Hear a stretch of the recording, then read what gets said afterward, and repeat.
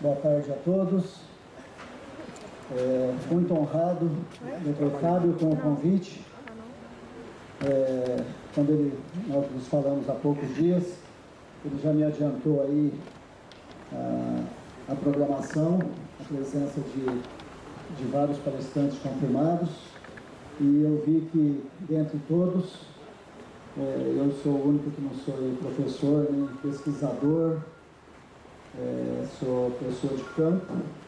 Vejo isso até como uma oportunidade, uma homenagem que ele faz, porque já que esse evento tem alcançado tanto sucesso a partir dessa integração, o setor produtivo, os fabricantes, a tecnologia gerada nas universidades, a extensão rural, eu acho que esse sucesso que o agronegócio alcançou e que ele é motivo de admiração no mundo todo, às vezes até de preocupação pelos concorrentes, ele não foi alcançado com a iniciativa isolada de nada. É uma construção do conhecimento, uma difusão e uma aplicação. E lá na ponta está o técnico da assistência, fazendo essa aplicação. É lógico que esse assunto que eu vou abordar, sumiu?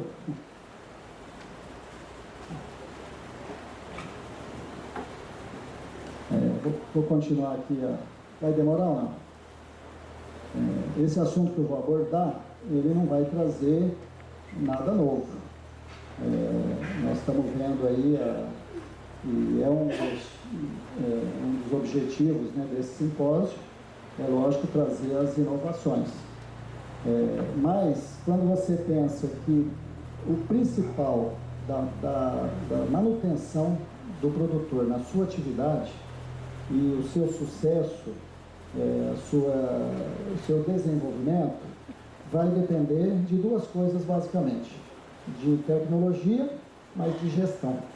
As tecnologias você pode comprar, você pode contratar, você pode terceirizar. A gestão é uma coisa assim que o produtor está sentindo hoje, que mudou o papel dele como produtor. Produtor, ele está lá na nota fiscal, lá não sei aonde, mas na verdade ele tem que ser o gestor. Ele tem que tomar conta da sua atividade, escolher equipe, buscar selecionar as tecnologias, o aumento, o investimento. Então é uma coisa complexa. É lógico que a gente não é especialista nesse assunto de gestão, mas vivendo há 35 anos do lado de produtores que a gente assiste, não tem como você não participar. Como mudou o papel do produtor, mudou também o papel do técnico, que há muito tempo deixou de ser o bombeiro que vai lá ver uma situação de emergência na lavoura.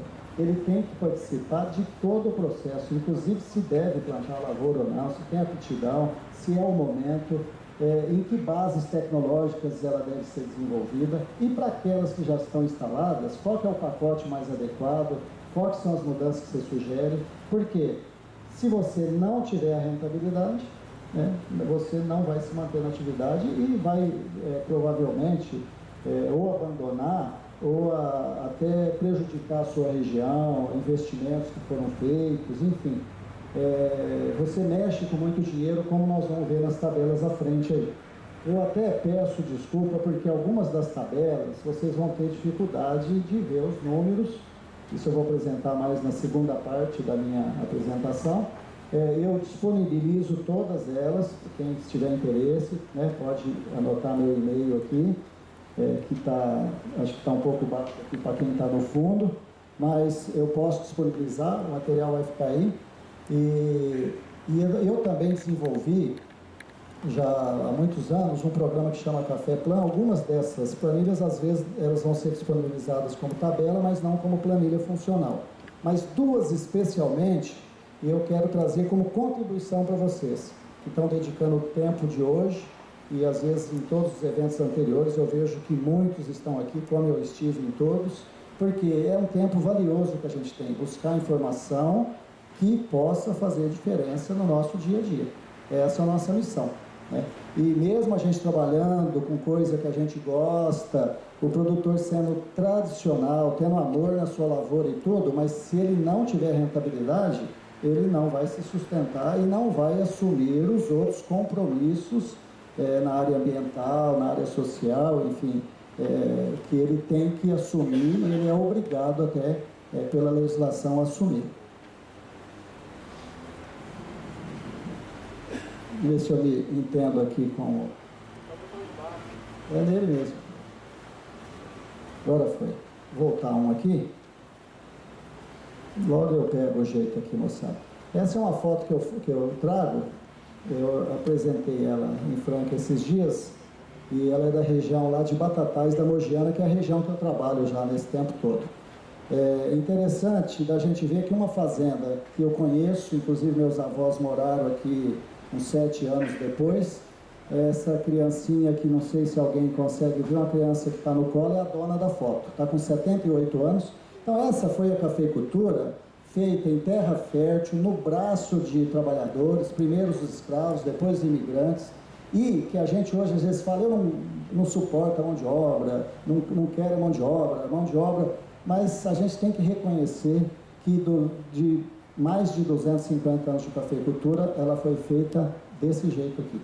E esse pessoal talvez não saiba o valor que eles tinham com seu trabalho duro, de sol a sol, só tinha o domingo de descanso, criança não era proibido de trabalhar, mulheres, enfim, era um trabalho duro que construiu a riqueza do Brasil, deu as bases para o desenvolvimento da indústria, do comércio, enfim, tudo que a gente desfruta hoje da economia.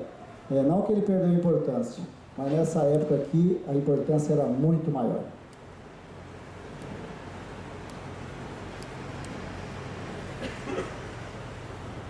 Acho que está falhando um pouco aqui. Está um pouco mais perto aqui, pessoal. Eu gosto de ficar ali, mas não está. Você quer que ela passe para você? Se puder passar, acho que é melhor, porque ele está precisando ficar muito direcionado aqui. Pode voltar, por favor? Isso, volta mais. Isso, o próximo, isso. Não, acho que tem um antes aí. Mais um. Agora pode. Volta. Aí também a figura de um trabalhador daquela época. Você imagina se a gente vai achar uma pessoa com essa habilidade. Né? Próximo. Aqui eu faço um tributo, já foi mostrado hoje esse trabalho, mas a data está aqui, para quem não viu, 1956. Na verdade, são aqueles momentos que você faz uma revolução, você quebra paradigma. Aqui foi o primeiro experimento que o café chegou e conquistou o Cerrado. E se não fosse a cafeicultura de Cerrado hoje, a nossa cafeicultura teria muito menos expressão. Parece fácil, né? Um experimento simples, né? Você vai pondo alguma coisa a mais e chega aqui em 40 sacos. Imagina a quantidade de ciência que tem para você ver quais são os elementos, as fontes, a maneira de aplicar, e você conseguir, no ano de 56, uma produção de 40 sacos que muita gente não atingiu até hoje, com toda a tecnologia que foi gerada depois. Parabéns para quem trabalha na pesquisa, que tem visão de longo prazo. Nessa época era considerado doido quem falasse que o cerrado, a savana, poderia ser usada para agricultura, e hoje ela é realmente a salvação da alimentação do mundo hoje e do futuro. Próximo. Aqui também uma outra mudança de paradigma muito importante, quebra, que foi, eu tirei isso aqui de um curso que eu fiz em 1980, extensão universitária lá na Exalc, e que um dos palestrantes, o Durval, colega nosso de GTEC, que fez a parte de manejo. E nessa época, ele já falou o seguinte: plantas invasoras, né, elas têm aspectos benéficos. Até então, não se convivia café com mato. E aí passou a aceitar o mato roçado. Isso em 1980, e a partir daí, muitas regiões, inclusive a da Mogiana, adotou o sistema, e ele é a base da sustentabilidade de lavouras, que você passa 20, 30, 40 vezes a máquina no mesmo lugar. Se você tiver o solo limpo, exposto, é lógico que ele vai compactar, vai tirar a aeração e não vai dar futuro na lavoura. Nós temos lavouras lá na região com 40 anos, 45 anos. e com intensa mecanização. Próximo. A gente não pode esquecer que a gestão de um negócio como a agricultura se torna ainda muito mais vulnerável diante disso aqui, ó, problemas climáticos. Não vou ler tudo aqui, vocês vão ver depois, mas deve ter 20 eventos aqui entre geadas severas e secas severas. É lógico que o fenômeno que ocorreu esse ano, ele é atípico sobre qualquer natureza ou histórico. O próprio IAC, em 121 anos, me parece, considerou janeiro, fevereiro e março deste ano a segunda maior seca agrícola. E de outubro a março, a maior seca hidrológica que já teve nesses 121 anos. Então, nós estamos realmente diante de um fenômeno extraordinário, totalmente inesperado. E que não foi, infelizmente, para a gente ainda aumentar a desconfiança sobre o Serviço Meteorológico de Previsão, mas não foi previsto por nenhum serviço. Aqui agora também uma outra quebra de paradigma, nós estamos no evento de mecanização. Esse é o protótipo da máquina que o IBC e IAC importaram, e você pode ver que o exoesqueleto dela é a mesma de hoje. Ela foi durante uma década e praticamente desenvolvida. O pessoal que trabalhava no IAC deu consultoria na Jato, e graças a uma pessoa que fez a diferença, que é o seu Sunji Nishimura, essa máquina chegou ao estágio atual. Inclusive, por mais de 20 anos, a colheita mecânica teve rejeição nos nossos produtores. É bom se falar isso, porque se o mercado tivesse altamente interessado e comprador, era fácil desenvolver o projeto. O mercado não aceitava. Eu trabalhei com colheita mecânica nos anos 80, oferecendo máquina de aluguel, acho que era as únicas que tinha na época, cobrando 80% do preço da mão de obra que o produtor falava que ia pagar. E assim mesmo era difícil achar cliente. E meus clientes eram os grandes produtores aqui da região do sul de Minas, Ipanema, Olavo Barbosa e tal. Na nossa região mesmo estava difícil. Próximo. Aqui, não pode pular essa tabela que não vai dar para ver. Eu quero mostrar para vocês um relatório bacana aqui, que é de custo de colheita, né? Quando a gente fala em gestão, você não é só ver se as tarefas estão bem feitas, se você está fazendo na hora certa, mas se aquilo, quanto que pesou no custo.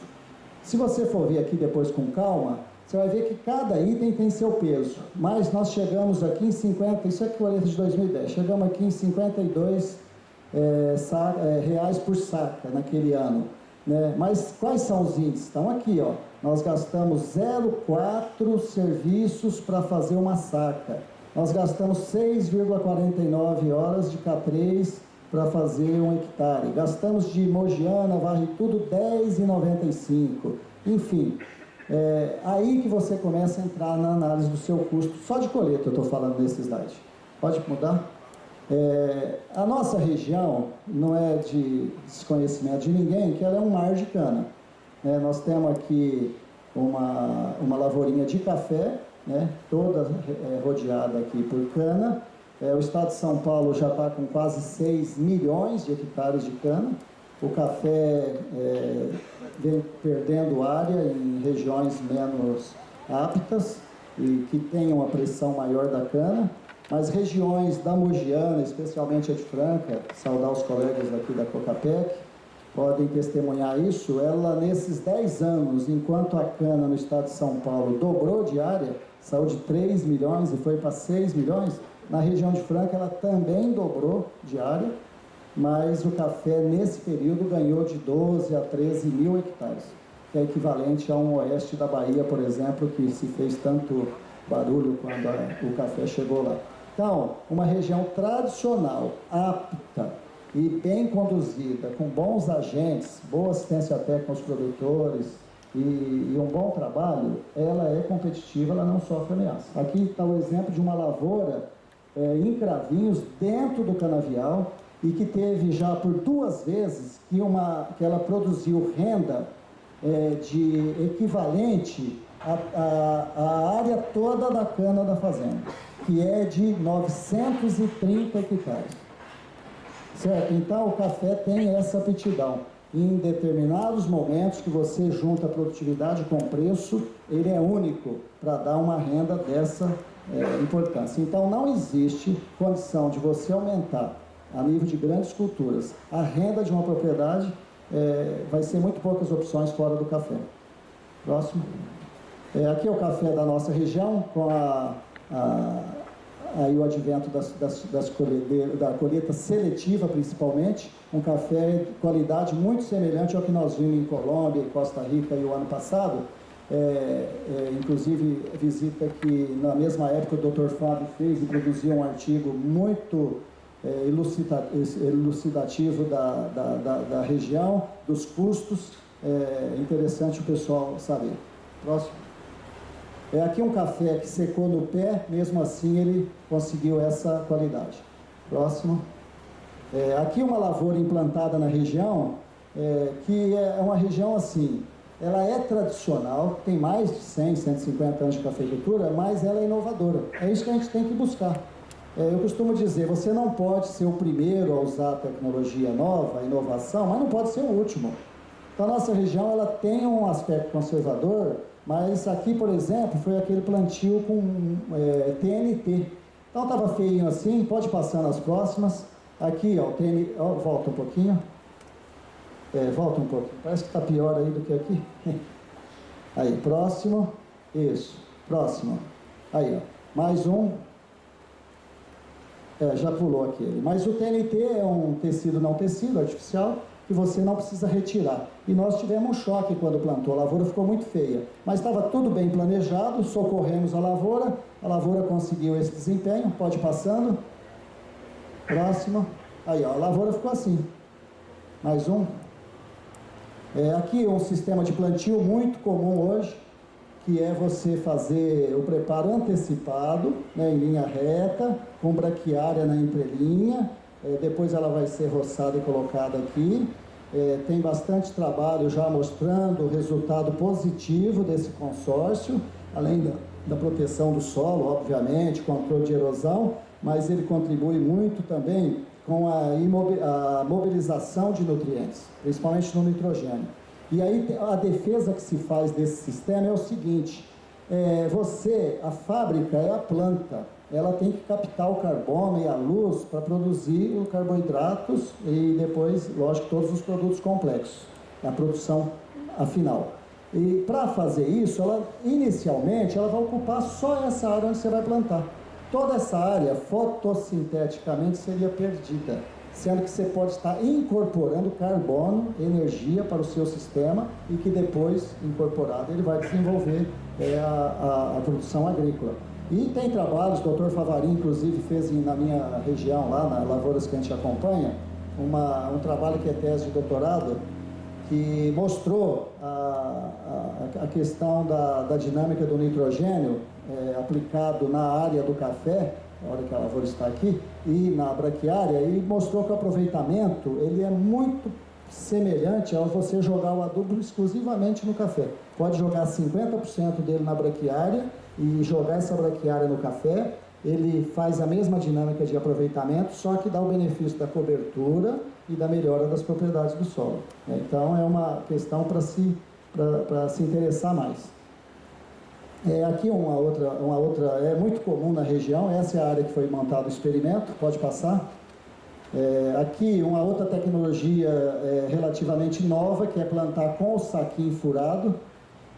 E por que eu estou falando tudo isso dentro de assunto de gestão? É porque à medida que você incorpora uma tecnologia que dá a mesma eficiência ou mais do que você tem, e ela reduz o seu custo, as suas operações, aumenta a segurança da operação, você está ganhando. Isso é gestão, é detalhe.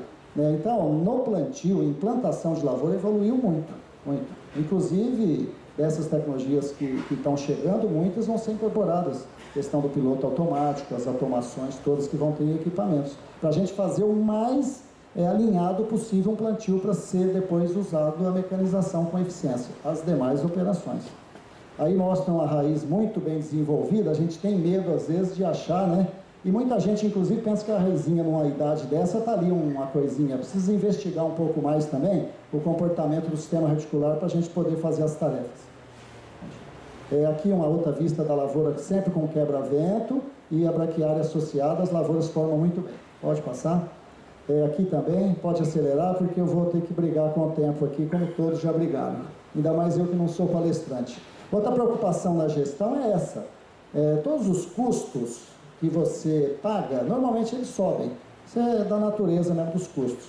E o gestor, o que ele tem que fazer? Administrar isso, cortar, racionalizar. A mão de obra, realmente, foi o custo que mais assustou.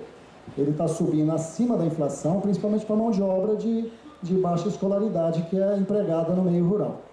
Já foi mostrado aqui pelo Gladstone. Pode passar.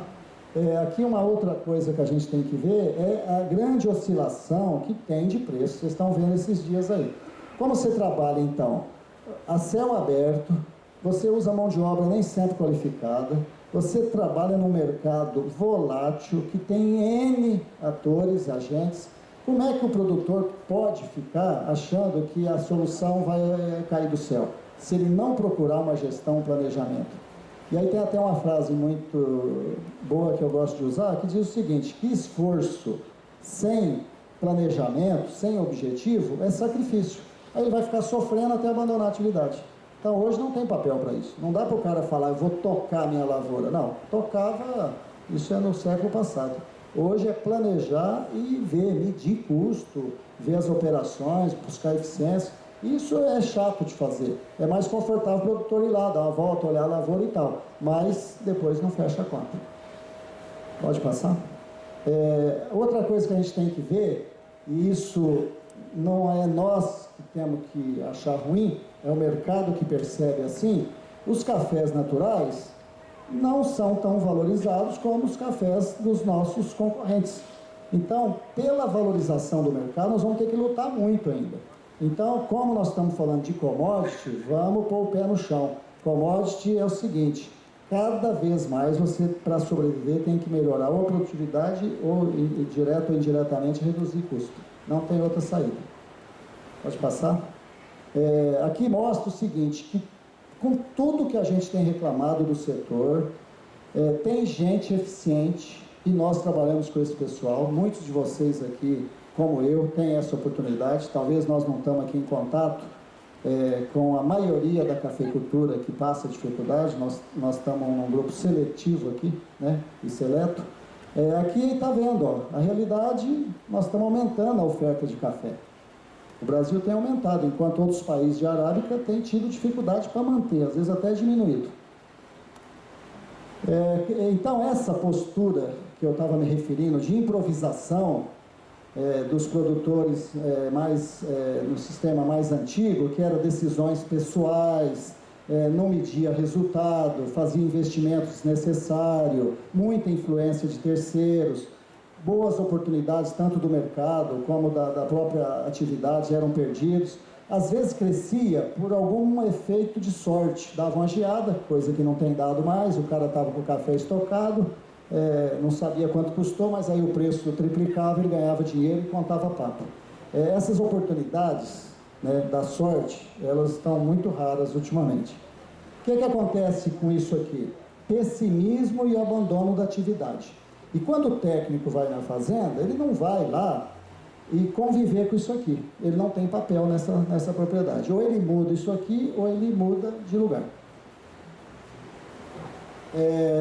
Qual que seriam as principais mudanças na forma de gestão modernas, não só da atividade rural hoje? Seria ganho de escala, né? Também tem hora que você tem que ver que o seu tamanho tira fora da atividade.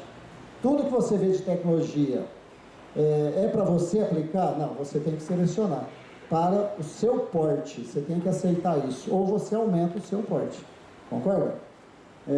Priorizar a cultura principal. É importante você ter mais de uma atividade de renda, mas você tem que eleger uma como aquela que você vai dar mais atenção. É difícil a pessoa, principalmente na agricultura, cuidar bem e conhecer bem e ter pessoal capacitado em atividades muito discrepantes. Elas têm que ser, não podem ser concorrentes. Utilizar a tecnologia avançada é o que nós estamos buscando. Terceirizar serviço é uma tendência cada vez maior, já muito forte em países desenvolvidos. fortalecer parcerias, nunca colocar o seu fornecedor, o seu comprador como um inimigo, adotar hedging, que é lógico, proteger o seu preço o máximo que você puder. Eu com um colega aqui de Franca, na volta do almoço, a gente ainda estava conversando. Ai meu Deus, o que será 2016, hein? Porque se o café já está comprometido, safra desse ano é de 2015, é provável que as lavouras, mais ou menos ao mesmo tempo, queiram produzir muito café em 2016. Aí que entra isso aqui, ó. Se nós estamos com esse medo, e esse medo vai virando, vamos falar, terrorismo na nossa cabeça, vai atrapalhar o seu trabalho, sua administração. Vamos correr atrás do RED. E isso aqui é muito importante hoje, possuir e reter profissionais preparados. A pior economia que tem é essa aqui, é você querer sempre pagar menos para os seus colaboradores, dar menos direitos, tratar mal, aí você fica sem ninguém ou fica com os piores. E implementar sistemas de informações.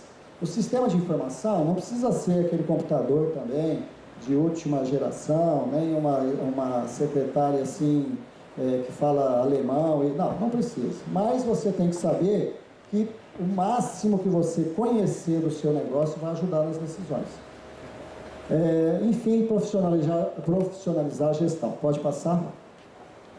Quais são as principais estratégias que estão ao nosso alcance, então, para você reduzir os principais riscos? A gestão é a primeira, planejar, acompanhar e controlar. Diversificar a produção ajuda muito também. Quem tem um dinheiro para investir e puder ter uma segunda atividade, a minha região, quando a cana chegou, muitos colegas já estavam me convidando para trabalhar em outras regiões, porque a cana ia expulsar o café. Não expulsou nem o café, nem o técnico, nem o produtor de café. Por quê? Porque ela passou a ser uma opção de renda para aquelas áreas de menos capacidade de uso de solo, ou de local, de ambiente, para o café. Quer dizer que ela complementou a renda dos cafeicultores que eu trabalho hoje, 80% tem cana, e não falam mal da cana, apesar dela estar numa situação bem terrível atualmente. Seguro da produção é importante. Diz que menos de 6% da produção agrícola no Brasil está sob seguro. Vocês viram aí o governo americano e o europeu anunciar os planos plurianuais, aqui é anual, lá é pluri, 5, 10 anos, com pesados subsídios, novamente, disfarçados na forma de seguro. E lá não é muito seguro da produção, não, clima, não, é seguro da renda. E nós não temos nada disso aqui e estamos totalmente desprotegidos. Outra estratégia importante é a capitalização. Tem condição de capitalizar? Não faça besteira. Capital de giro, comprar bem, não vender sob pressão, decidir sobre a sua vida. Porque mesmo você achando que o juro é barato, ele é juro, ele é um dinheiro que você tem que arrumar em algum lugar para pagá-lo. Não é o principal, você está pagando o principal e mais alguma coisa. Aqui nós já falamos dos REDs, boas práticas agrícolas hoje, estamos no caminho, porque você tem risco também de ter acidente, tem risco de ter autuação, você tem risco de perder o seu patrimônio por um evento fortuito. Então, se você puder, ir migrando com boas práticas até chegar a uma certificação do interesse. Estratégia também, novos produtos, tecnologias e cultivares que estão ao nosso alcance. Nós vimos hoje aqui, se você tem uma tecnologia de pulverizar, que você pode gastar metade da cauda, por que não conhecê-la melhor? Se você tem uma de colheita, por que não? Se você tem um cultivar que dá uma qualidade superior, ou que é melhor para a mecanização. Então, novos produtos, então, aqui nessa linha de bioreguladores, desses produtos da linha mais orgânica, estão aparecendo muito. Monitorar praga e doença, o produtor não pode levar susto, não pode dar uma volta no carreador e achar que a lavoura está tudo bem, e não é papel dele, ele tem que contratar alguém, e nós temos feito isso nas nossas áreas com ótimo resultado. A irrigação, sem dúvida, né? Talvez seja de todos os recursos que diferenciam o Brasil em relação ao mundo todo aí, o que é menos utilizado é o potencial de irrigar. O Brasil irriga acho que 6, 7 milhões de hectares, poderia irrigar 20 a 30 milhões. Tem país que a água do rio já nem chega na foz porque usa toda a água. Então, nós temos aqui várias fontes, é um país ideologicamente mais rico do mundo, e talvez nesses sustos que a gente leva, a gente vê que a irrigação poderia estar já mais incorporada ao sistema. E as podas programadas, esses dois eu vou discutir um pouquinho mais. Pode passar? Quando você fala em atividade ou operação que você vai fazer, você tem um objetivo com aquela operação. Ela tem que ser eficaz. Não vou traduzir, que todo mundo sabe o que é eficaz. Ela tem que produzir o resultado que ela foi, para o fim que ela está sendo feita. Para ela produzir, você tem que ver se há necessidade daquela operação, se ela tem prioridade, se é o melhor momento e se você está fazendo bem feito. Porque não tem maneira melhor de você reduzir custo e melhorar a sua gestão do que você fazer na hora e bem feito. Qualquer coisa que você for fazer, mesmo que depois o resultado, você pode mudar a maneira de fazer, mas se fez mal feito, o resultado foi devido ao quê? Você nem sabe qual que é a causa, né, do resultado. Pode passar? Vamos falar um pouquinho mais de custo agora, porque o tempo passa muito rápido aqui nesse reloginho. Quando a gente fala em custo, o custo é tudo. Se você for desmembrar ele para você analisar melhor os componentes, esse custo operacional aqui é aquele desembolso que é fácil de calcular. Esse aqui já é o desembolso mais as depreciações, que você usa muito equipamento, enfim, infraestrutura. E quando você já quer remunerar também o capital e a terra, aí é o custo total. É lógico que esse aqui é aquele custo que você pode comparar com outras atividades de outra natureza. Mas o do dia a dia é esse aqui, e esse aqui é obrigatório estar junto aqui, não tem dúvida. Porque o equipamento nosso, ele não é um bem que você vai ter a vida toda, ele vai realmente acabar. Então você tem que considerar isso no custo, senão o seu custo está manco. Próximo. Aqui tem um trabalho muito esclarecedor sobre qual que é o futuro da cafeicultura. Publicado na revista de ciência da UFLA, um período de 15 anos que foi feito esse estudo, estão os autores aqui, e nesses 15 anos, de 94 a 2008, o preço de café de referência corrigido, atualizado, foi de 362. Chegou-se à conclusão que a lavoura A, que tinha colheita manual, produzindo 30 sacas, ela precisaria de mais de 15 anos, esse período não foi suficiente, para ela se pagar. Quer dizer que ela foi inviável. Então nós estamos dizendo o seguinte, que uma lavoura, em qualquer local que ela esteja, que use esse padrão de tecnologia, que é os coeficientes são da IPAMIG, do Polo de Excelência, quer dizer, aqueles coeficientes necessários para você produzir café, e a lavoura, usando esses coeficientes, ela foi inviável a um preço de R$ 362, mesmo considerando a produtividade acima da média, que aqui no caso foi de 30 sacas. Então, o caminho nos 30 sacas foi a alternativa B, que aí em 8 anos você pagou o investimento. Se você for considerar uma remuneração de 8%, aí levou 13 anos, mas foi possível você retornar apenas colocando colheita mecânica nos 30 sacos. Então, isso eu estou falando chovendo molhado aqui. É lógico que você, com produtividade de 30 sacas hoje, usando todos os coeficientes técnicos necessários, cuidando bem da lavoura e colher manual, ela está inviável. E talvez até mais hoje, porque nós estamos falando de um período de 2008, as situações desfavoreceram até mais. Próximo. Aqui eu tenho uma tabelinha, essa eu posso disponibilizar para todos, é uma tabela interessante que calcula o custo da hora máquina. Você tem aqui a máquina, o seu preço inicial, a vida útil, qual que é a taxa de retorno que você quer para fazer o custo oportunidade, o valor final dela residual e operador, e aí você chega aqui um trator de 75 cavalos no preço de hoje de R$ 36. Você pega aqui uma colhedora, cadê aqui uma Jato K3 aqui, R$ 122. Então aqui você já está remunerando o custo, quando a gente calcula um custo de hora máquina, usando esse critério aqui, que é o custo oportunidade, ele já está te dando um valor na hora máquina, na hora incorporando no valor da hora-máquina, valor suficiente para remunerar o capital que está parado e um valor que, corrigido ano a ano, ele vai repor a sua máquina no final do período de vida útil dela, certo? É uma maneira de você tratar um pouco diferente a depreciação, considerando que o que deprecia é o dinheiro que você usou. Você precisa de um dinheiro novo, porque ele vai se acabando, e esse dinheiro ele é recomposto no valor da hora.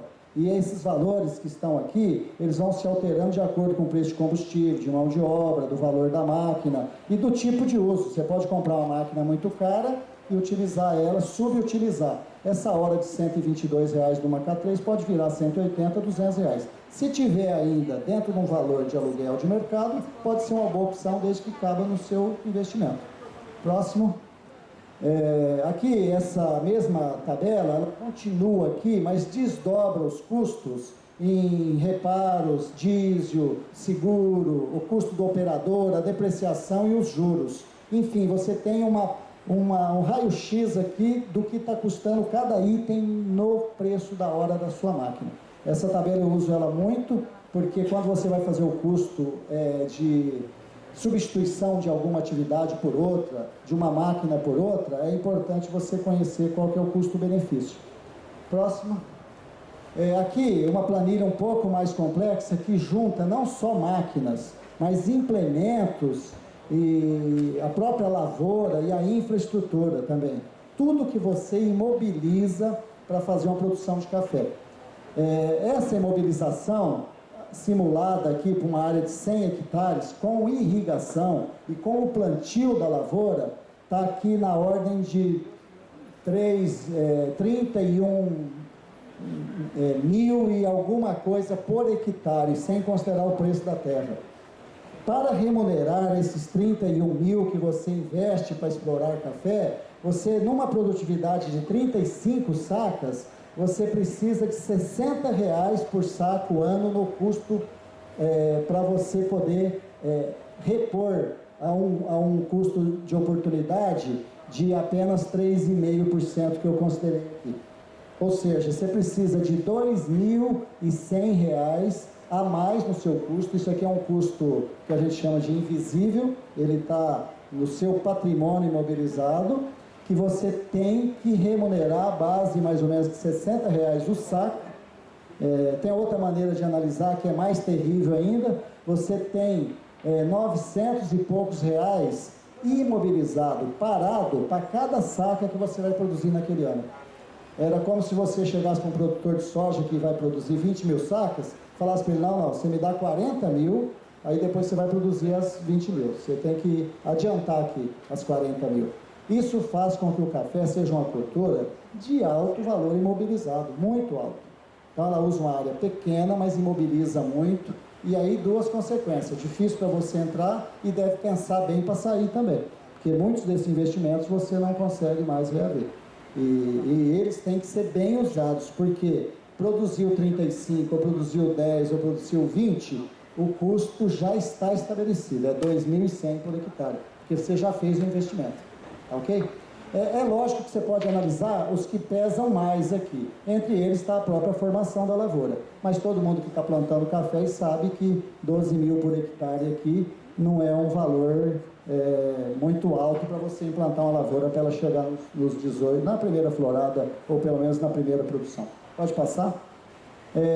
Quando você, aqui uma visita que nós tivemos a oportunidade de fazer há 2 anos atrás no Vietnã, você entende bem como é que eles podem vender um café mais barato e mesmo assim ainda aumentar a produção, assustando até aí os produtores de arábica.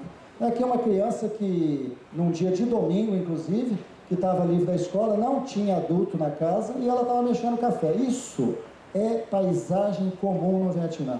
Toda a casa, do lado da sua estradinha lá asfaltada que tem, ela é recuada, ela é estreitinha, recuada, com um terreiro de café. O café chega num dia, 2 dias, vai embora. Ensaca e alguém passa e leva com a motinha, alguma coisa embora. Qual que é o custo de infraestrutura que uma lavoura dessa tem? De preparo, 0. De trator, não vimos um trator andando lá 3.000 quilômetros, não vê. Ver algum microtrator carregando alguma coisa. Então, é uma cafeicultura de outro modelo. É por isso que quando você for analisar custo, você tem que saber o cenário, o ambiente que você está. O custo de uma lavoura dessa é fertilizante. As lavouras lá estão todas quase com a mesma idade, em torno de 20, 25 anos. Inclusive, ameaça a cafeicultura deles, porque eles vão ter que trocar essas lavouras. O Pedro Luz, acho que trouxe um desses sites aí, uma rede ou um dos sites, já que vai ter algum abalo na produção do Vietnã no futuro por necessidade de renovação das lavouras. Mas é uma cena muito comum da gente ver lá. Pode passar, por favor? Aqui eu gostaria de mostrar para vocês, eu já estou com o tempo quase esgotado. Mas acho que tem mais uns quadrinhos que é interessante. Custo na Alta Mogiana, eu fiz essas tabelas muito recentes, e numa simulação de preço de R$400 de venda. E nós chegamos à seguinte conclusão: a lavoura de safra zero, no sistema mecanizado, ela nessa situação de preço, ela dá uma receita de R$3.900. A mesma lavoura, se você não podar e quiser manter ela meio com mais carinho, a renda cai para metade, menos da metade. Mesmo que você produza 40 sacas, mas usa parte da colheita manual, tenha uma porcentagem de lavouras novas meio grande, a renda melhora um pouco, mas perde para a safra zero. A única situação na nossa região hoje que ganha de uma lavoura bem conduzida no sistema de poda de safra zero é uma lavoura irrigada e mecanizada, certo? Aí sim, é outro mundo. Aqui nessa simulação deu R$6.000 de renda, de resultado. E nesses 13 mil de custo total, já estão aqui aquela CARP que eu falei, já está a remuneração, né, e a depreciação de todo o patrimônio. Ela está aqui nesse custo. Todos eles estão incluindo esses custos. Dá para a gente ver aqui também que tem um coeficiente muito interessante, ó. Mão de obra, que é diárias por hectare ano, em todas as operações de entre safra. Ainda está se usando muita diária, ainda está se usando. A tendência desse número aqui, ó, de diárias, com redução de desbrota, com outros modelos de poda, a gente aqui, nesse 14 de safra zero, cair para metade, para 5 diárias até por ano. E esses outros aqui vão ter que baixar também. A irrigada, pela produtividade de 50 sacas, ela é privilegiada. Pode passar, por favor? Aqui, pode passar mais um. Aqui uma situação real de um produtor, que eu acompanhei tudo e pedi para ele anotar tudo. Ele conseguiu um resultado, mesmo produzindo 65 sacas depois do ano que ele zerou, ele ainda conseguiu um resultado de 4.000 e poucos reais aqui a R$400 a saca. Então é uma opção muito bacana para quem tem lavoura, que entrou em bienalidade, fazer a poda de acordo com os critérios que são preconizados. Pode passar? Aqui, uma outra simulação do safra zero que diz o seguinte: se você sair de 0 saco e for a 70, você pode ter um resultado aqui, vendendo café a 400, de R$4.700.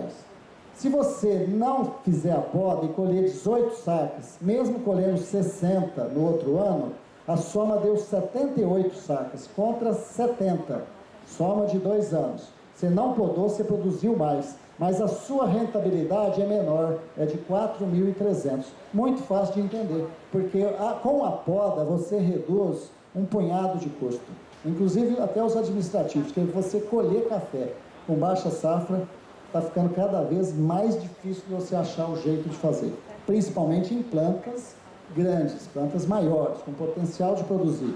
Quando você está com planta nova ou porte baixo, você dá para conviver, inclusive com colheita mecânica sucessivas. Trabalhos do próprio Dr. Fábio já provou que você não tem dano. Lavouras muito grandes você teria, porte muito grande. E por que elas ficam nesse porte? Porque nem todas você troca da noite para o dia. Nós temos muita lavoura que são de plantios ainda de outras décadas. Pode passar?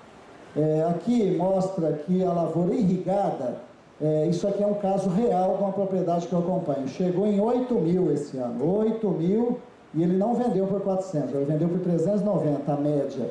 Chegou numa renda de 8.000. Fala, não, você está inventando, isso não existe. Existe muita gente que tem lavouras em boa situação e que faz esse manejo e nesses momentos do preço mais favorável, consegue rendimentos dessa ordem aqui. Aqui ele está pagando, inclusive, R$2.000 de toda a despesa do imobilizado. Ó. Não é o custo direto dele, é 10 mil. Tem mais dois aqui. Pode passar, por favor? Aqui é a situação que a gente poda as lavouras, é uma situação que a lavoura está sempre bonita, ela não pode estar feia, porque senão ela não responde, ela não pode estar maltratada. Aqui mostra que quando você poda, você já está quase adubando no ano seguinte. Isso é trabalho aqui do Procafé, 260 kg de N e 270 de potássio. Um pouquinho mais de N que você coloca, você já faz o sistema rodar. Então isso é onde concorre para aquela redução de custo. Pode passar. Aqui uma situação de lavoura que estava com muito bom vigor, foi podada, e que às vezes alguém que não é da região ou que chega lá, se o produtor não tiver isso como um método já bem resolvido na cabeça dele, ele vai arrepender. Mas ele fez as desbrotas, ele acreditou. Pode passar. Aí a lavoura respondeu, pode passar. Bom, terminou. Aqui, uma outra situação da poda é você poder fazer uma colheita, tá vendo? Já com repasse. Um pouquinho de café que está sobrando, essa é a foto de antes de ontem aí. Bate o cafezinho, já vai para o chão, em maio você já está com a colheita pronta. Lógico que você judia um pouquinho mais, mas a lavoura vai ser podada. Esse mimo você não vai ter. Não precisou tratar praga tardia, ferrugem tardia, foma, pré-florada, pós-florada, nada. Você só vai podar, conduzir o broto e daqui 2 anos produzir de 60 a 70, 80 sacos por hectare. Pode passar. Aqui uma situação que a poda também te leva é reduzir, como o Dr. Gladstone já falou, reduzir um pouco o espaçamento. Porque já que você vai podar, para que você vai ficar com 3,5, 4? Essa aqui tem 3 metros e é mundo novo, porte alto. Está aqui com 85 sacos, já está colhendo, e se você fizer as contas com 85 é melhor do que aquele 60, 65, né? Aí o resultado vai lá para cima. Aqui uma situação que não é desejável é o cara abandonar a lavoura porque vai podar. Aí vem uma ferrugem, pega ele lá no contrapé, a lavoura nem forma o grão direito, muito menos vigor para poda. E às vezes a situação até... Pode continuar? Aqui, época de poda, alguém perguntou hoje, mas é mais relacionado à época de colheita também, mas isso aqui é muito ilustrativo, é do Procafé, que cada mês que você atrasa a poda, você tem aí alguns ramos a menos na produção. E lógico que se você se esforça para colher cedo, podar cedo, né? Podou em julho, é bem fácil você ter um resultado de 70 sacas por hectare. Ele está passando de 2 aí, mas não tem problema não. Passou. Pode passar? Não tem problema, é só os números da ilustração anterior. Acabou? Tá, aqui... uma outra coisa que eu gostaria de enfatizar com vocês é que nesse levantamento feito aqui pelo IPNI, nessa publicação, ele pegou um período de 2009 até 2012 de todas as safras das principais culturas do Brasil e pegou e mediu todo o adubo que foi vendido, aplicado nessas culturas, todo o adubo, fertilizante. Fez a conta de tudo que essas culturas produziu e calculou um desfrute, ou seja, para cada quilo de nitrogênio que saiu naquele produto, quanto você tinha colocado, foi comprado e aplicado naquela lavoura.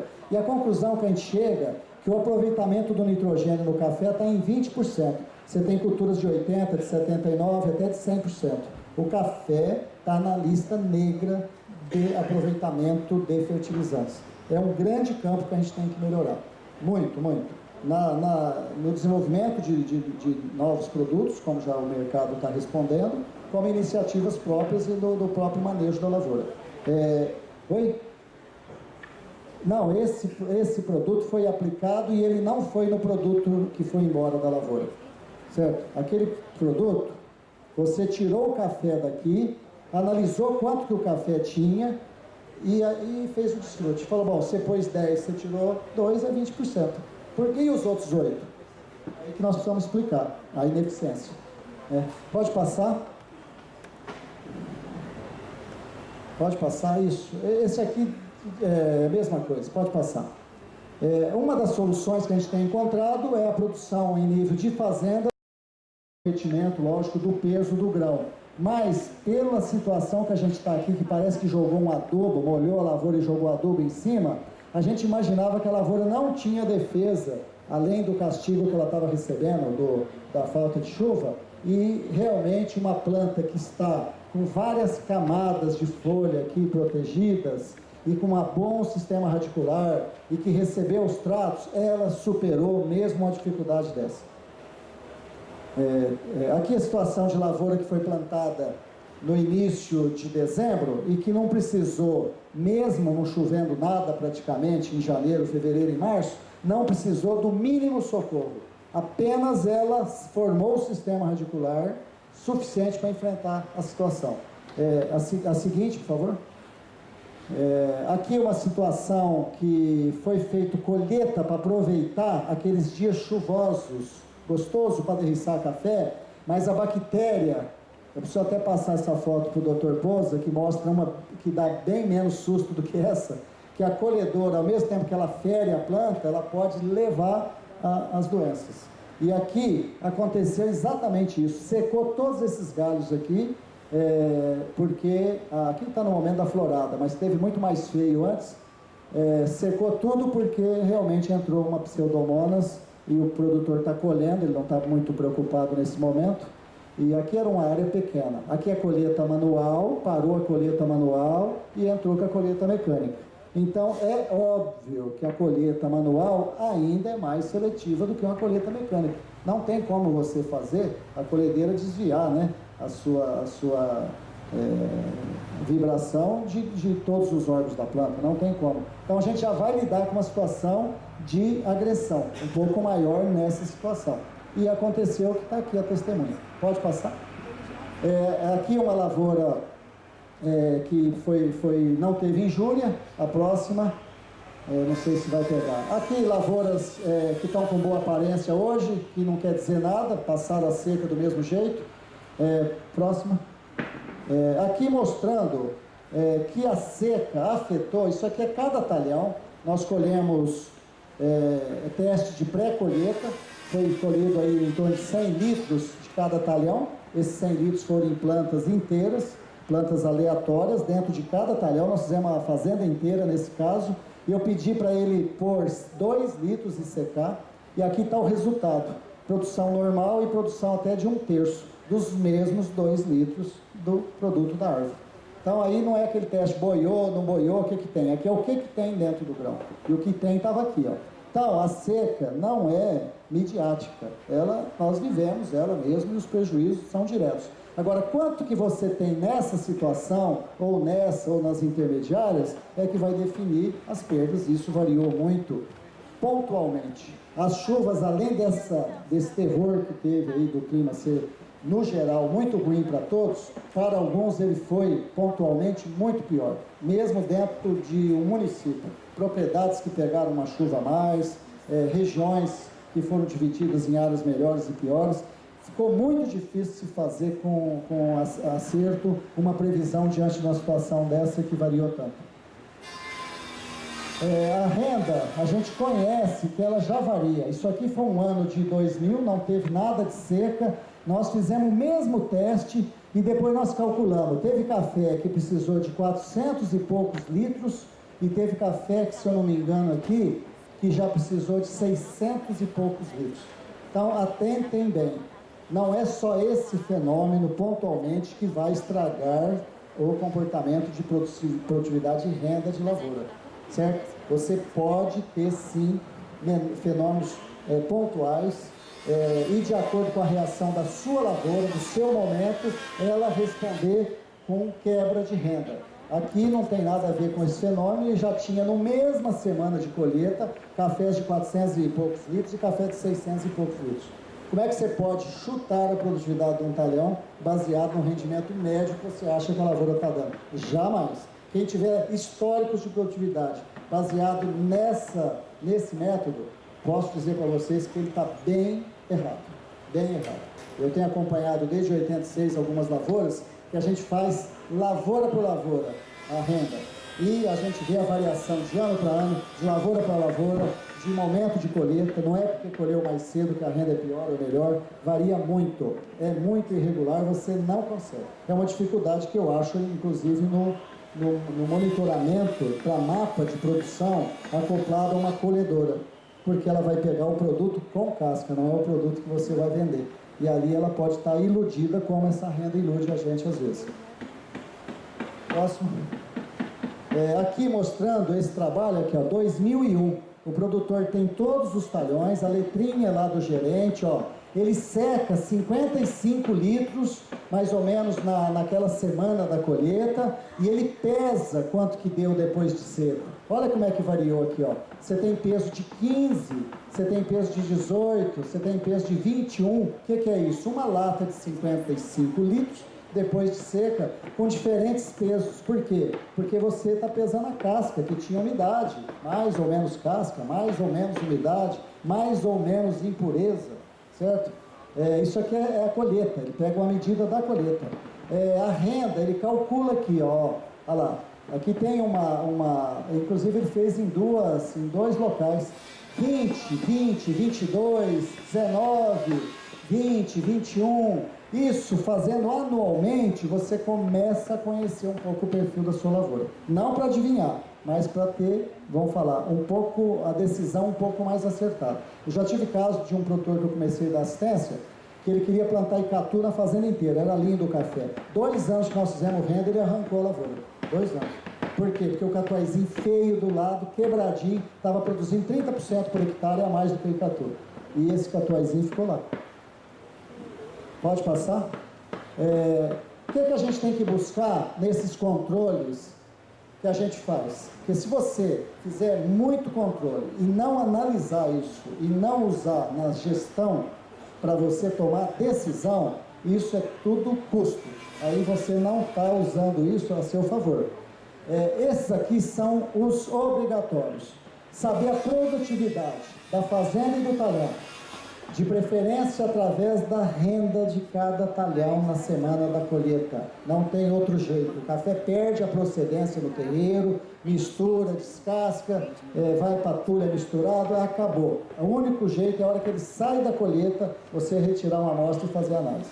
Perfil da qualidade, você conhecer, custo por saco e por hectare, quantas diárias você está gastando nos tratos culturais, quantas, aqui eu esqueci, na colheita também, quantas diárias você está gastando para colheita e recolheita. Uma medida bacana para quem trabalha com lavoura mecanizada é óleo diesel por hectare. Eu tenho certeza que se eu for perguntar para vocês aqui, quem tem esse número, não sei se teria alguém que poderia me informar. Quantos litros de óleo diesel se gasta por hectare ano? Sem pensar muito. É difícil. Esse é um número bacana de você medir, porque se você reduzir a potência dos tratores, se você começar a fazer operações com dupla finalidade, se você reduzir o número de operações, se você planejar melhor o momento de fazer a operação, você vai ver que vai refletir. Comprar máquinas que usam menos potência do seu trator, igual você compra a geladeira, igual você compra, né, pelo consumo, você vai ver. Esse número, para vocês terem ideia, ele varia de 120 até 200 litros. E é muito. A cana, que a gente vê com as máquinas grandes, aquela sapateada toda, é difícil passar de 200 litros por hectare. Então o café é um alto consumidor de combustível, principalmente dentro desse espírito que nós estamos, mecanizar tudo. Mas o exagero leva a problemas, inclusive de custo. E esse coeficiente óleo diesel, acho que seria bacana para medir. Outra coisa muito bacana é saber, depois que você acaba a colheita, quantas diárias, quando você divide o número de diárias que você usou durante a colheita, para buscar café, para mexer terreiro, para receber café, para colher café, para repassar café, tudo que foi feito manualmente, soma nesse índice. E digo para vocês, ele começa a ficar bom quando ele está em meia diária para cada saca beneficiada. Quando ele passa de meia diária, você está usando ainda com baixa eficiência o grau de mecanização da sua fazenda. Tem fazendas no ano passado que fechou com 0,2, quer dizer, colheu todo o café e a hora que ele dividiu as diárias pela produção, é como se você gastasse para colher 10 mil sacas, 2 mil diárias, certo? Seria trabalhar com uma piruinha Kombi durante 2 meses. E outra coisa também é uma relação de venda, de você ver como é que você está comercializando. Pode passar, acho que está acabando. Acho que esqueceram de mim aqui, porque ninguém avisou, mas o tempo já acabou, né? Aqui é só, eu vou interromper, porque são modelos de fichas que a gente pode utilizar. Aqui eu uso esse slide que eu acho muito bacana, que é uma divisa de fazenda. Então, foi tirado, ficou só um marco aqui, certo? Por quê? Para que aquele ciúme de que o vizinho não pode pisar no seu carreador? Olha que bacana fica para você fazer a manobra das máquinas. Todos ganham. Inclusive, de repente você já passa de lá, bate um papo com o vizinho, né? Vê o que ele está fazendo, conta uma mentira, ele conta outra. Vocês vão se animando, né, na tristeza e na alegria. Quando você põe uma cerca, uma barreira, parece que você quer mal o seu vizinho, concorda? Você já não está querendo interagir. Isso, nosso inimigo, nosso concorrente não está aqui. Aqui é nosso amigo, nosso parceiro, né? Nós temos que trabalhar juntos com ele, isso aqui simboliza isso, e nós temos que começar a fazer isso. Essa é a minha fazenda. Não, nada é nosso. A expressão da arte contemporânea no Brasil, por coincidência, nascido em Brodowski, a minha cidade, falo com muito orgulho e convido a todos para fazer visita no museu, que é a casa que ele construiu, depois que já estava famoso, que abrigou a família lá há muito tempo e que acabou de receber uma restauração agora, de quase 4 milhões, a reinauguração foi com o governador e tudo. Então a cidade é pequena, acolhedora, mas tem esse importante pintor. E aqui mostra o que era o café nessa época, né? Para influenciar inclusive as artes. Se você quiser saber nessa época aí de sociedade, de política, de economia, você precisava entender de café. Então essa é o orgulho que a gente tem de trabalhar e dar sequência a uma cultura que trouxe tanta riqueza, que trouxe tanto valor para a nossa nação e que vai continuar escrevendo uma história bonita, porque os nossos concorrentes todos têm dificuldades também. Eu tive a oportunidade de visitar a Indonésia, o Vietnã, Colômbia, Costa Rica, outros aqui visitaram outros países. Não está fácil a vida de ninguém que é produtor rural. Não está. Inclusive esses outros países, você pode ter certeza, a mão de obra que era barata já está deixando de ser e as terras são caríssimas. Chega no caso da Indonésia, um hectare custa mais de $500 mil. Então, às vezes a gente não dá valor ao que a gente tem hoje, porque tem com abundância. Mas a população cresce, né? As estimativas mais recentes aí, 190 mil boquinhas nascem todo dia para comer. E mais 200 mil muda da roça para a cidade, todos os dias. Isso quer dizer, consumo. Vamos acreditar na nossa atividade, vamos trabalhar com amor, não vamos colocar o dinheiro em primeiro lugar, porque nós precisamos buscar a nossa felicidade, a nossa realização. Mas sem planejamento, sem gestão, nós não vamos conseguir o objetivo de manter essa tranquilidade. Ok? Um abraço a todos, obrigado.